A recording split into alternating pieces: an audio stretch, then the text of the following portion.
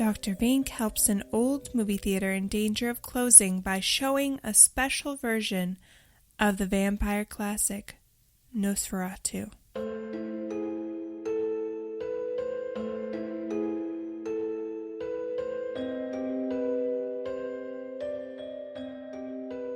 This is Ryan. And this is Ashley. And this is Are We Still Afraid of the Dark? You didn't say Ruining Our Childhood Presents. Yeah.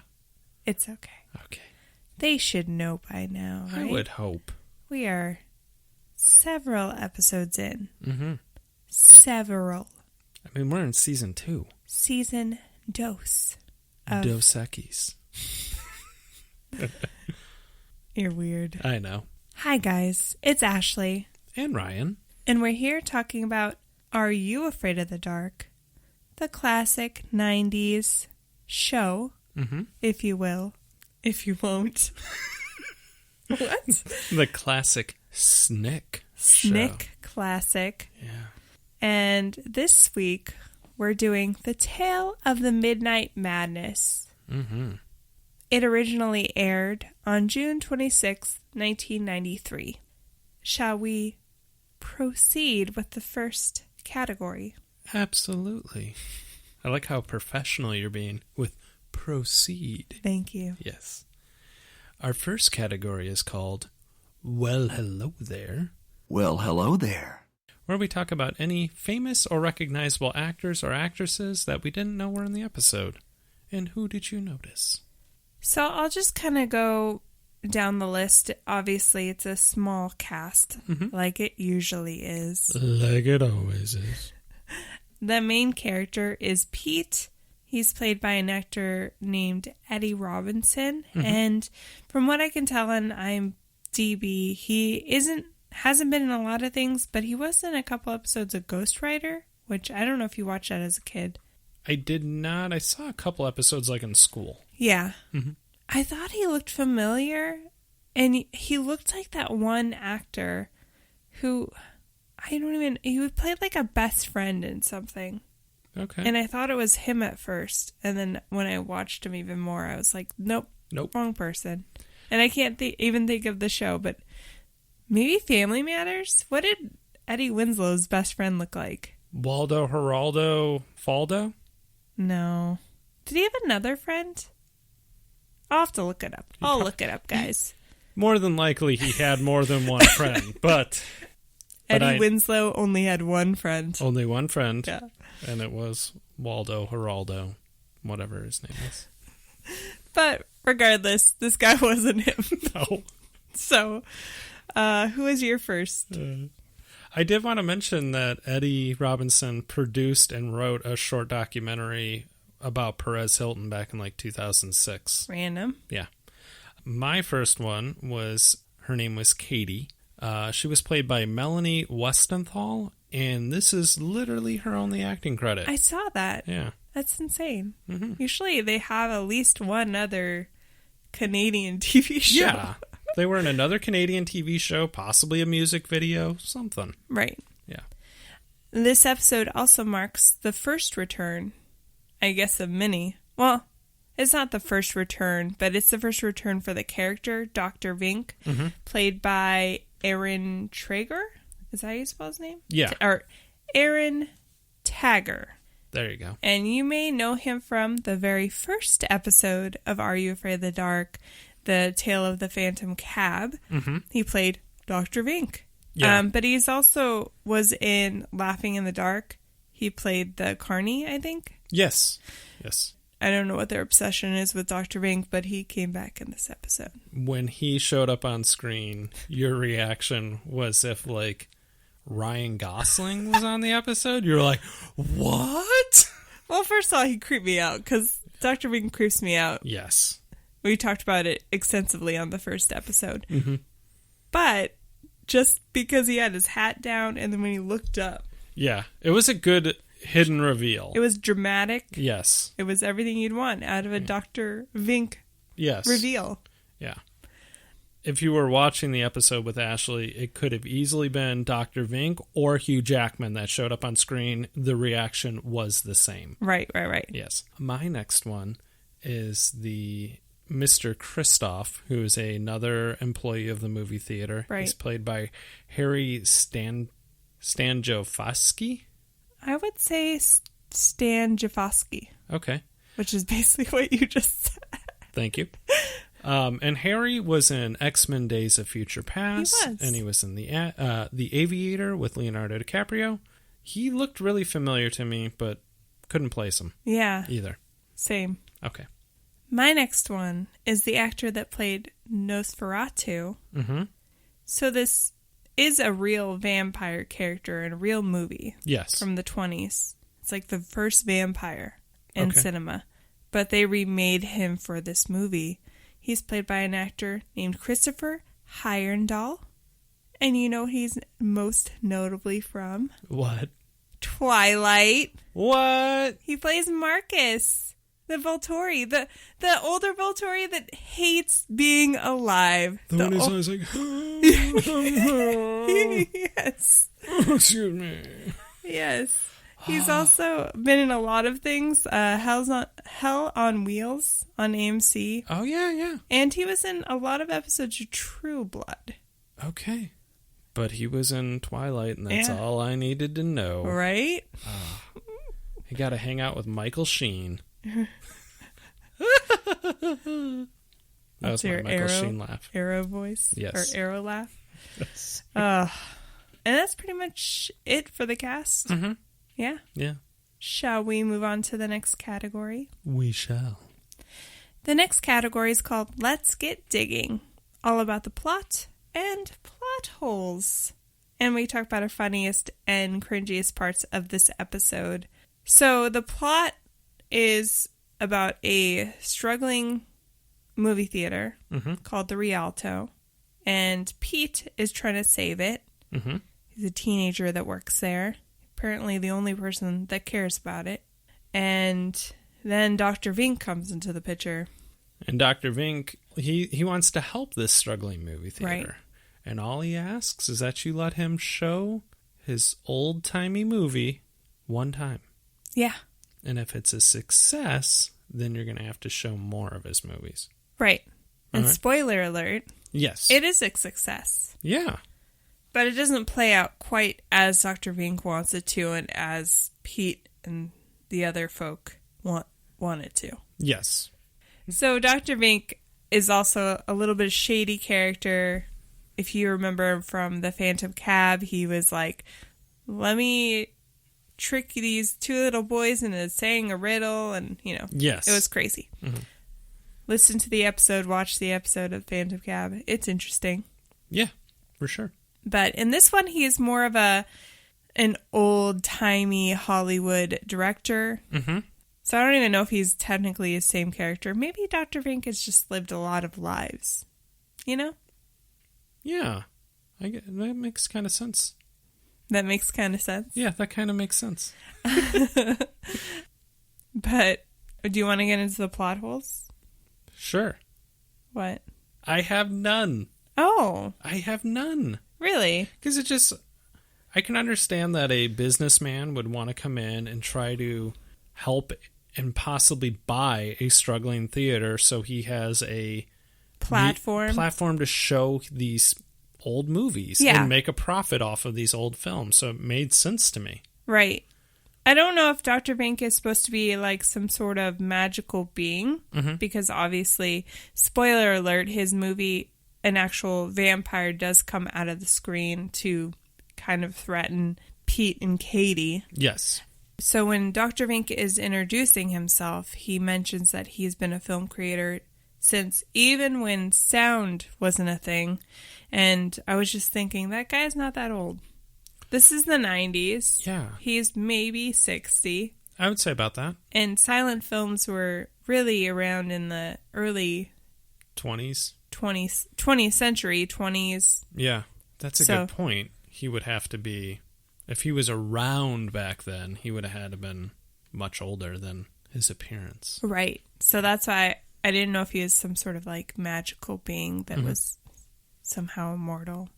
But Katie does mention, like, how old is this guy when he says that? So I guess it works. Mm-hmm. The other, I guess it's not really a plot hole, but I just had a joke about the fact that Katie liked to reuse the cups. I know they're a struggling movie theater, but I was like, was she born in the Depression era? Why is she trying to reuse all the soda and popcorn containers? It's so gross. It's like when you go to your parents' house and they send you home with leftovers and a leftover butter tub. Yeah. Right? They were all born during the Depression. Or their parents were, and it just kind of stuck. Like, I've never went, I need to save this butter tub. But I know I have plenty of family that does. Yeah. You know, it's a thing. Mm-hmm. We'll have our own special things that we do because of COVID, you know? Yeah. Just saying. Back when we lived during COVID times. Yeah. Shall we move on to red flag alert? Yes. Did you have any red flag alerts? Yes. Do you know what my red flag alert was? What? Dr. Vink shows up. Clearly, if you've seen the first episode of this show, that's clearly a red flag. Yeah. Just his mere presence. Some old guy comes in and he just looks a little crazy to me. I would have been like, see you later. I do believe Katie calls him a nutbag, which is what one of the characters in the first episode also call him. Uh-huh. And then he's very defensive about being called a nutbag. That's a great insult. Yeah. There's so many great insults in this show. Yeah. That I've never heard of and that I want to incorporate in my normal life. Yeah. You know? I'm going to stop calling people curse words. When they cut me off, I won't be like, that person's an a-hole. I'm like, that person's a nutbag. Yeah. Yeah, that's pretty much all my red flag alerts. Dr. Vink. Dr. Vink rolls on screen. You're like, oh, red flag. He wants to make a deal with you. He's very vague about his movies, but he's not wrong. They do end up playing the vampire movie. They don't agree to the deal with him, but he comes back to collect, in a way. Yeah. After the movie theater has become a success, he comes back and says, hey, remember when you said you wouldn't show my movie, but then you showed my movie and it was a success like I said it was going to be? Where's my money, bitch? He didn't want money. He just wanted to show more movies. Yeah. So he could ruin more lives. Right. It's a little unclear because at first, when they were just showing the movie, people just came to the theater, they enjoyed the movie. That was the end. Yeah. But because they denied Dr. Vink what he wanted, which was to show more of his movies, that's when Nosferatu came out of the screen. Yeah. And started trying to attack Katie and Pete. Yeah. And attacked Mr. Kristoff as well. Yes. Yeah. Technically kills him. Yeah. And to which Katie goes, gross. I don't know why I love that part so much. Gross. You know, when you find your dead boss in their office. You don't scream, freak out. You just go, gross. What was your funniest part of the episode?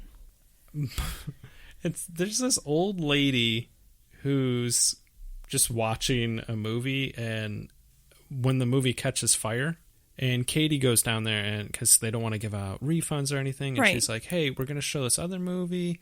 You know, hopefully you guys like it. If you guys don't, or no, she said, if you guys just watched it, that's fine, but we'll give you your money back anyways. And the old lady's like, this better be good, young lady. My time is valuable. And I'm like, you're at a movie theater. You were already set to waste time. Yes. But it was a plot hole. It was just, but it's just like how, you know, working with the public, the amount of times that some old person just says something completely irrational to you. Yeah. And I'm like, this lady here, yep, that would have been a customer I would have had to deal with at some point in my life. Oh, for sure. What was yours? So throughout the episode, there's a little bit of a sexual tension between Pete and Katie. Or I think it's more like awkward teenage romance being forced upon them. When they first show Nosferatu and it's a success, Pete's like, we got a hit. And they hug. Yeah. And then he's like, let's hug again. Yeah. I just like how he's like, let's hug again. That was my cringiest moment. Because it was just, I was like, oh, you ruined it, man. Yeah. It was funny, yeah. We're just like, let's hug again. Yeah. I was like, that felt weird. I feel tingly. What's this weird feeling? Poor Pete. Poor Pete. What was your cringiest part? Just the fact that Katie, and I mentioned it earlier, wanted to reuse the paper cups. Yeah. But in the beginning of the episode, they're only having like one or two customers a showing. She's just like, I guess we'll reuse these cups. Yeah. Like, what are you doing? So gross. Yeah. Did you have any like random thoughts or any other things that you wanted to touch on before we moved on? You mentioned how when they show, how do you pronounce the name of the movie? Nosferatu. Nosferatu? Nosferatu. Nosferatu? Yeah. When Nosferatu climbed out of the screen? Yeah. It was a really decent effect they used. It was. Yeah. They really blew the budget on that. Yeah, but I was like, they lined it up really well where the actor climbing out really looked like he was just climbing right through the screen. Yeah. I was kind of impressed. Yeah, I agree. When they're getting chased by Nosferatu, who has jumped out of the screen, like you said, Katie keeps going, movies aren't real. And I'm like, okay, thanks, Katie, but we legit are getting chased by a vampire, so let's stop thinking about the logistics. Because she wanted to like pause and be like, how is this happening? Yeah. Why is this happening? Like, let's Katie. figure out how to defeat the vampire chasing us first, okay? Before we decide that it's not real. Yeah.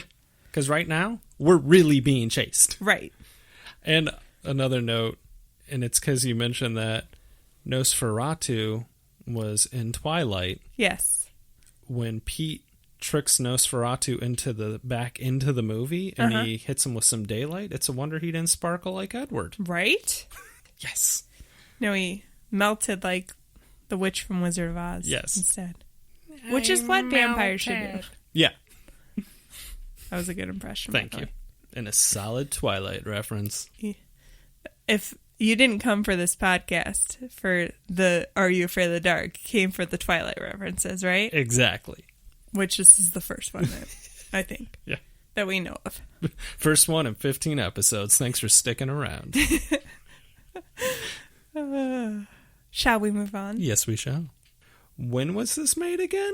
A reminder of everything's 90s. A reminder. Keeping it. Take it. Nailed it. Where we talk about fashion, dated references, offensive jokes, technology. What pieces did you notice?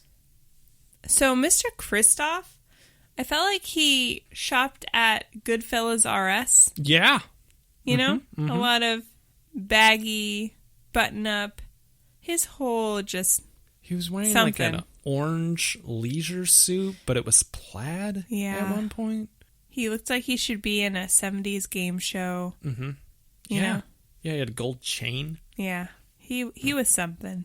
I mentioned my friend, the old lady, who's like, my time's valuable. She was rocking a beret. She was. She was fancy. It was not a raspberry beret, like Prince sang about.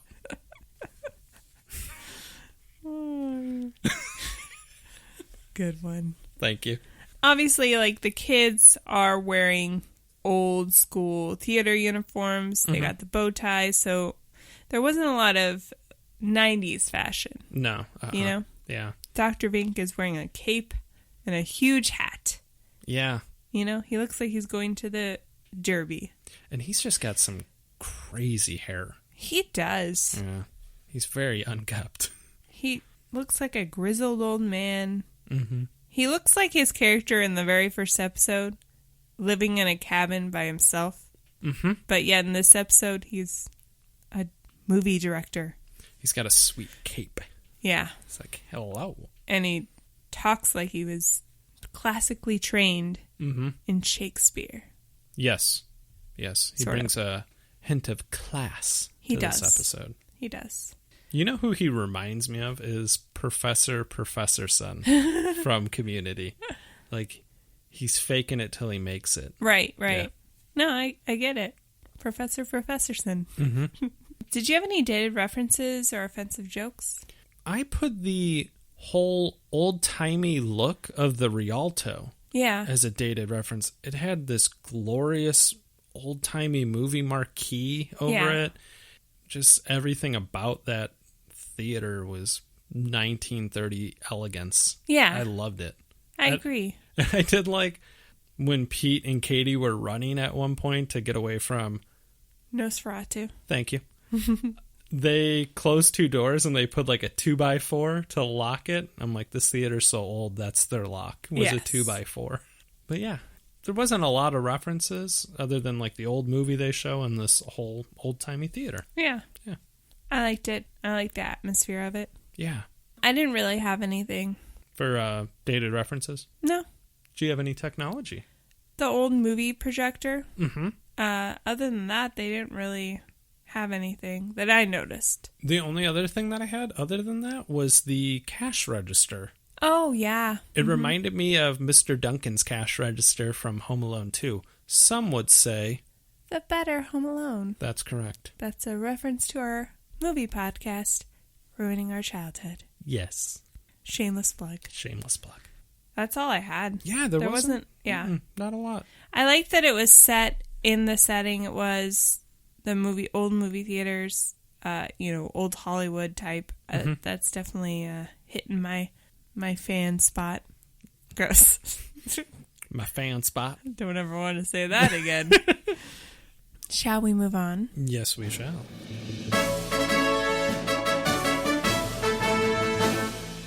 As always, on Are We Still Afraid of the Dark? We do 2 awards. It's always award season. I'm not used to saying this. Nope. You're learning. The first award is the Kel Mitchell Award for exceptional overacting. Whom did you give the award to? I gave mine to Melanie Wessenthal as Katie Halloran. I thought she was extremely robotic with her line delivery.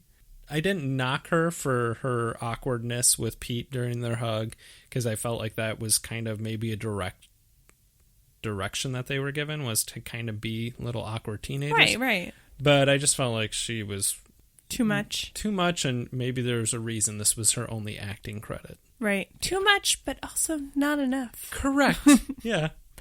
I did not give it to her. Okay. I gave mine to Harry Stanjovsky, who played Mr. Kristoff, because I couldn't get over his overacting.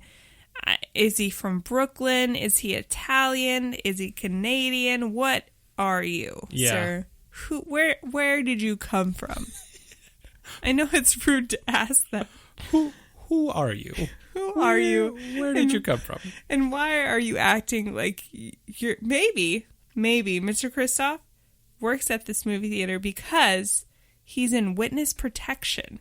All right. He ran with the Chicago / New York mob. They're interchangeable. Yeah, they basically are interchangeable. And they moved him to Canada. Okay. And they said, you're going to have to run this struggling movie theater. It's great. Nobody will find you because nobody goes to this movie theater. Except Dr. Vink. He's a hitman for the mob. And he kills people by vampire. It's so elaborate. Right? I just thought of it. Works. When I was like 14, we had a very famous mobster take up in the witness protection program out here in Arizona. Sammy the Bull Gravano.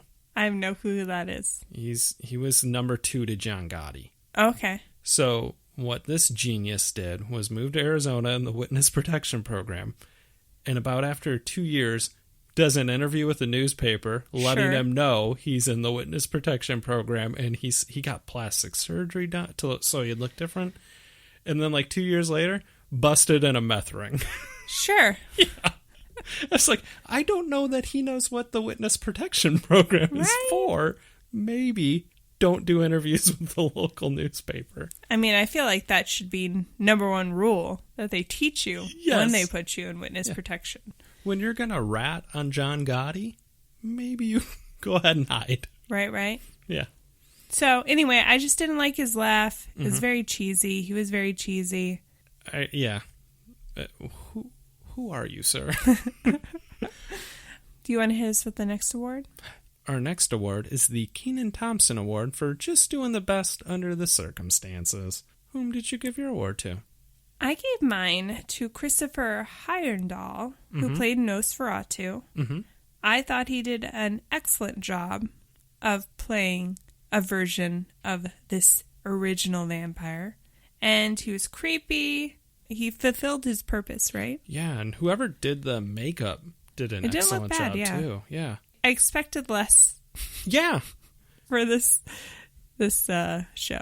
It's very... As far as the quality. Yeah.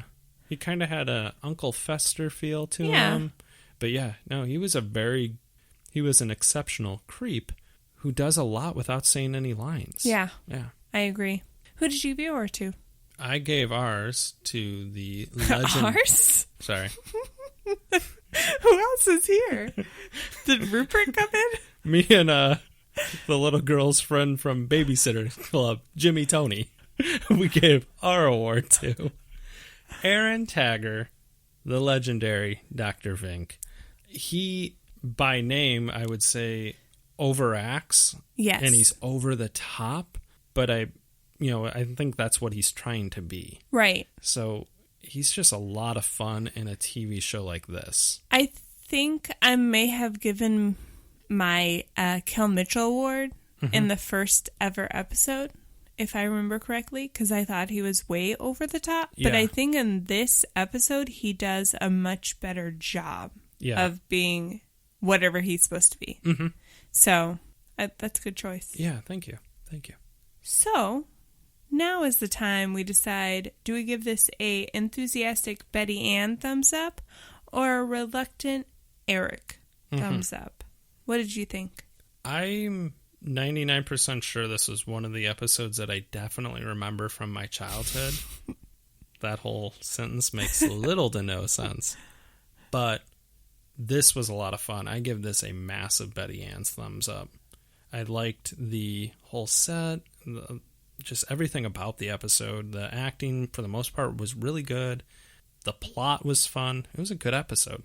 I agree. I enjoyed it. I liked the movie theater aspect. I liked the monsters coming out of the movie screen. I thought it was done well, and it was an enjoyable episode.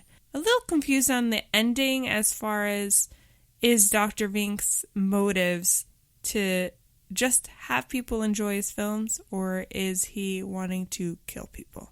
We'll never know. I think he was trying to kill people. Okay. Yeah. Okay. I do.